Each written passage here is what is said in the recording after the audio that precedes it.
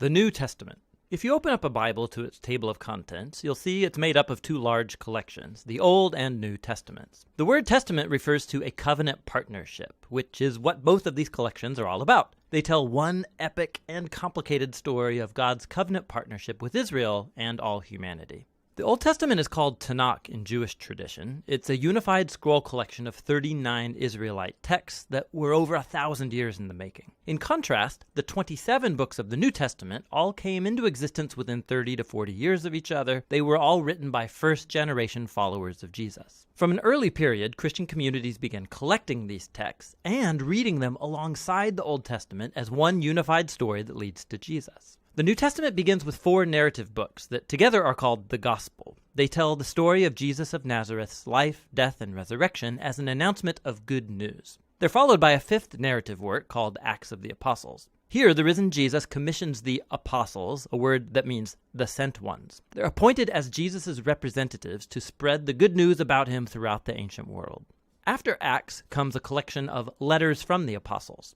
These were written to provide teaching and guidance for local communities of Jesus' followers called churches. There are 13 letters connected to the Apostle Paul, and they're not arranged in the order of when they were written, but rather from the longest to the shortest. Then there's the letter to the Hebrews, written by a close but unnamed associate of the apostles. After this are the letters of James, Jude, Peter, and John. 2 were brothers of Jesus, and 2 were among his first followers. The last New Testament book is the Revelation, a letter to 7 churches that reveals a prophetic word of challenge and comfort to all of Jesus' followers. So those are the books of the New Testament, but what are they about?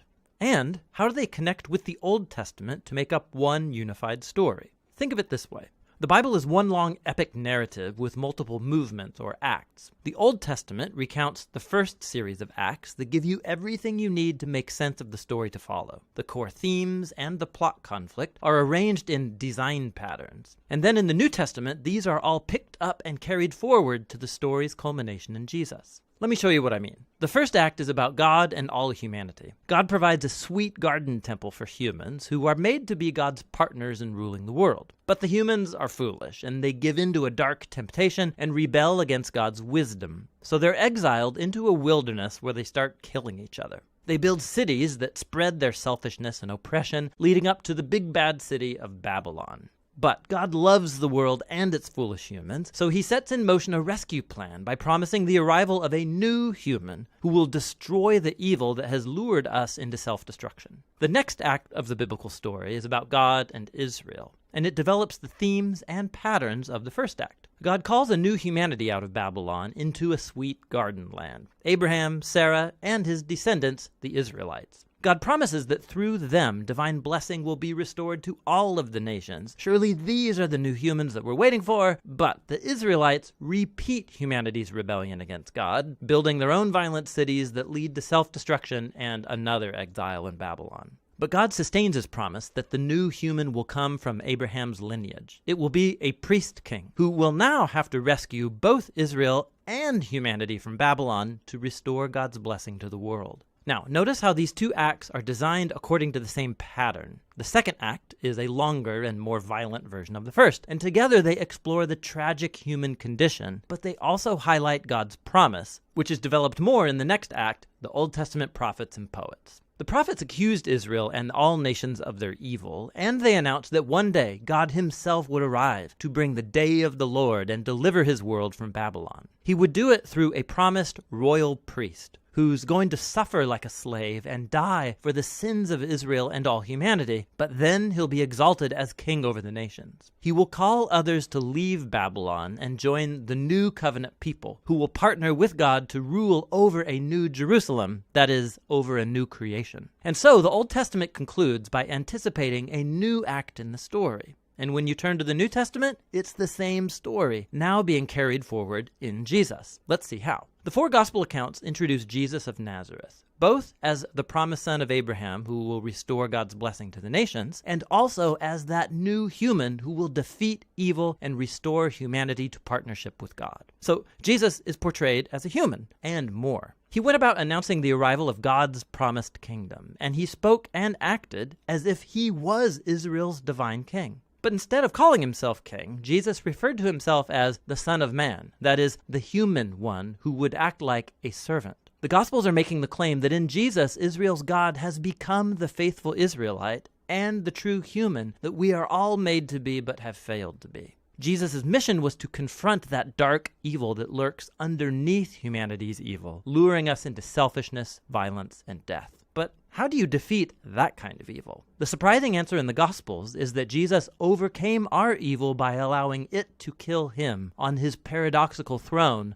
the cross, where Jesus died for humanity's evil and sin. And it's where he lived out what he taught, that nonviolence, forgiveness, and self-giving love are the most powerful things in the universe. And because God's love for his world is stronger than evil or death, Jesus was raised to new life as the prototype of a new humanity, and this brings us to the story of Acts. Through the Spirit, God empowers Jesus' followers to spread the life and love of Jesus out into the world as they invite people to leave their old humanity and join Jesus' multi-ethnic family, the new humanity. This is where the letters from the apostles fit into the story. Here the apostles address early Christian communities, and they show how the good news about the risen King Jesus changed history and should reshape every part of our lives. They also explained the good news by constantly appealing to stories from the Old Testament and the stories of Jesus, showing us how to see our own life stories as part of the epic biblical story. So all humanity is trapped in a Babylonian exile, but Jesus came to create a new home. We're all living in different kinds of Egyptian slavery to selfishness and sin, but Jesus died as the Passover lamb to liberate us into the promised land. Our old humanity is bound for the dust of death, but Jesus' resurrection opened up a new future for a new humanity. We live here in the current evil age, but through Jesus and the Spirit, a new creation has burst open here and now. And this leads us to the book of Revelation, where the whole biblical story comes together in powerful symbolism and imagery.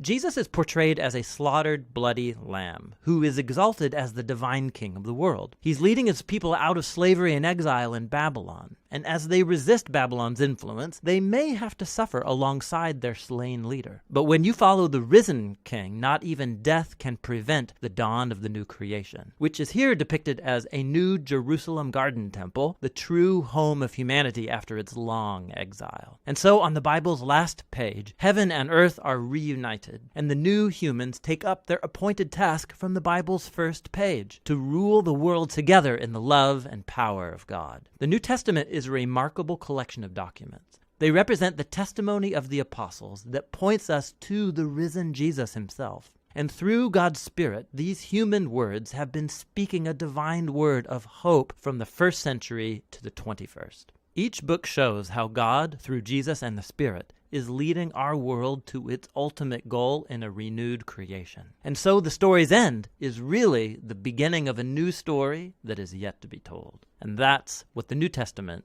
is all about.